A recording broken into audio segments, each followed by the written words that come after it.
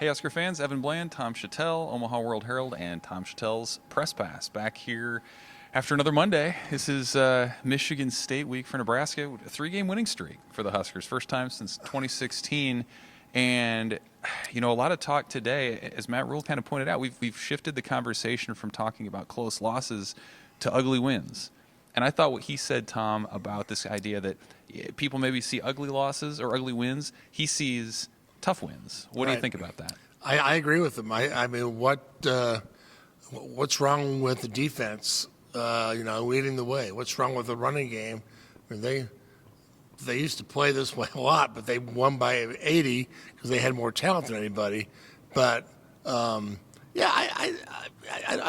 don't think people, Husker fans shouldn't be worried about style points. They haven't won enough to care about style points. They should just be happy, and most of them are, with just winning. So the ugly thing is just some kind of fun to say.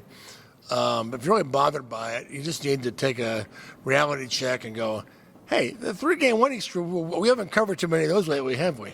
We have not. We have not. So, and one of the big things that this team has talked about all years is the 1-0 mentality. Go 1-0 every week. Don't think about the big picture stuff.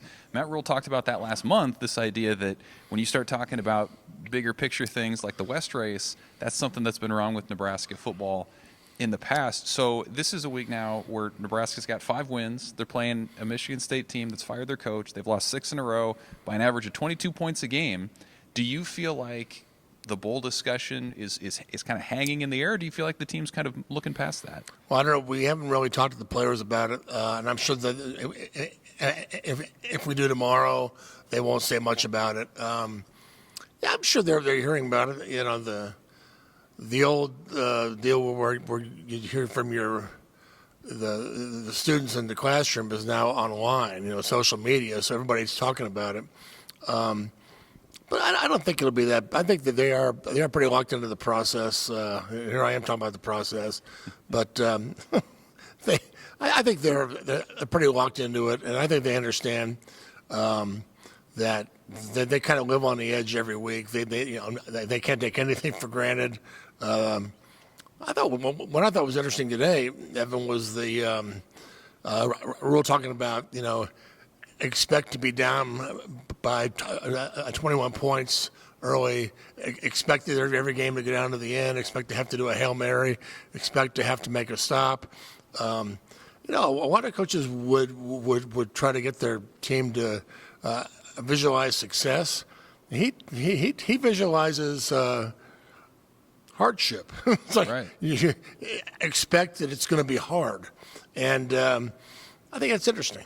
That is interesting. And if you're setting the expectation for Saturday at Michigan State, these two teams haven't played a ton in the last decade. I think 4 times. You think about the 2018 game was the 9-6 game in the snow, Scott Frost's first win, and then the 21 game at Michigan State, they lose in overtime despite not giving up a first down in the second half.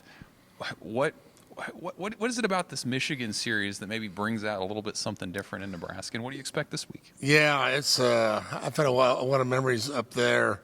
First time for me was '95. Lawrence Phillips's last game before the incident that night. They just destroyed Nick Saban and the Spartans. And after the game, after that game, we kind of knew, wow, this team is really a high level. This is better than we've ever seen. And Lawrence Phillips is going to win the Heisman.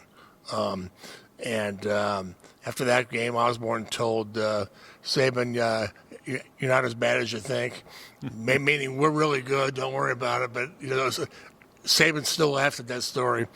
And then 90, we didn't go back. The next year they came here. So I guess it wasn't until the Big Ten. So there've been some, memorable games up there. There was one.